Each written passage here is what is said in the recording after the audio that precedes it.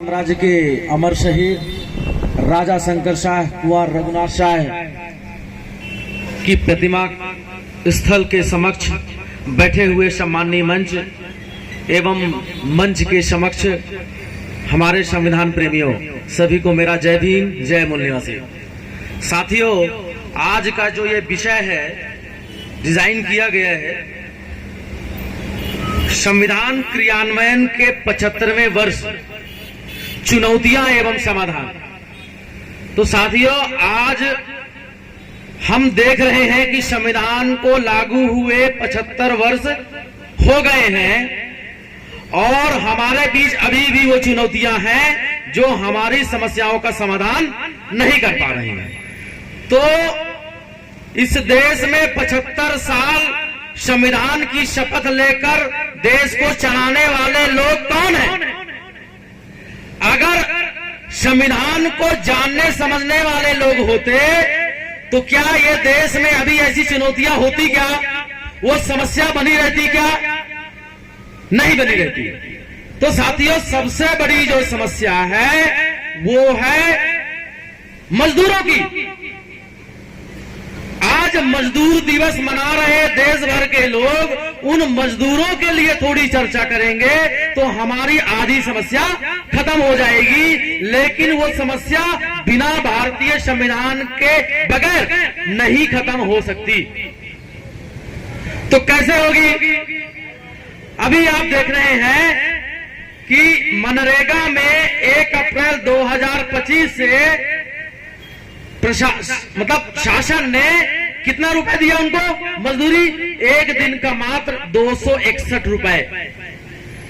2025-26 की बात है। और वो मजदूर अपने एक दिन में कितना खर्च करता है?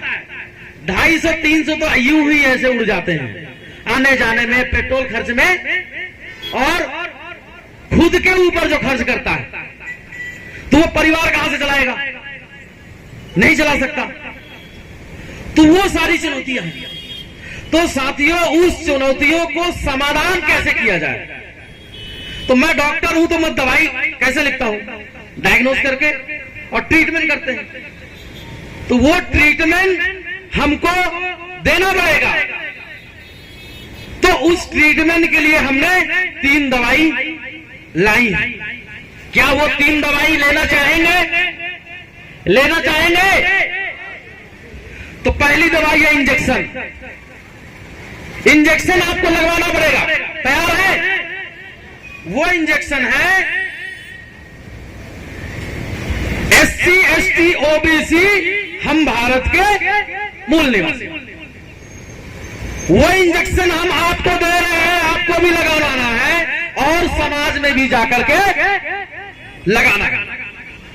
अब पूछेंगे, ये जो इंजेक्शन है उसको मैन्युफैक्चर किसने किया? तो साथियों, मैं दवाई नहीं दे रहा अपने से। ये राष्ट्रपिता ज्योतिबा फूले का उपज है। कैसे? हम पढ़ते हैं किताबों में, पढ़ते हैं 8वीं कक्षा के इतिहास में लिखा है कि इस देश में लगभग 3,3500 साल पहले विदेशियों का आक्रमण हुआ। आर्य विदेशी आए, उन्होंने इस देश में रह रहे मूल निवासियों को निम्न जातियों में बांटा और उनसे सत्ता और संपत्ति छीन लिया। उन्होंने बताया शूद्र अतिशूद्र इकट्ठा हो जाओ, मतलब मूल निवासियों को इकट्ठा करने का संदेश दिया। तो उनका इंजेक्शन बनाया हुआ है SC ST OBC हम भारत के मूल निवासी।